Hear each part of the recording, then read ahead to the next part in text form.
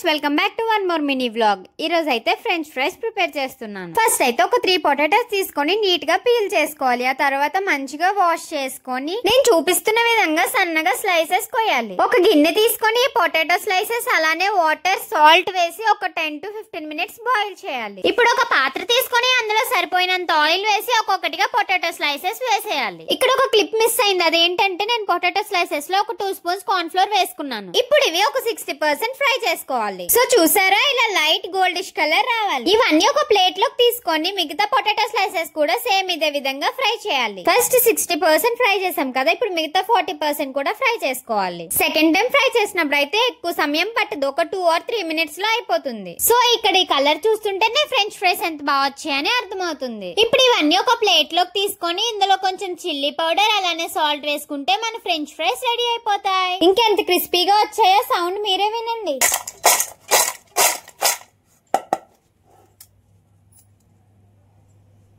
So simple గా ఎలా చేయాలో చూసారు కదా. మీరు కూడా తప్పకుండా ట్రై చేసి కామెంట్ సెక్షన్ లో మీకు ఎలా వచ్చింది అనేది కామెంట్ చేయండి. ఇప్పుడు మా డాడీ టేస్ట్ చేసి ఎలా ఉందో చెప్తారు. ఎలా ఉన్నాయి?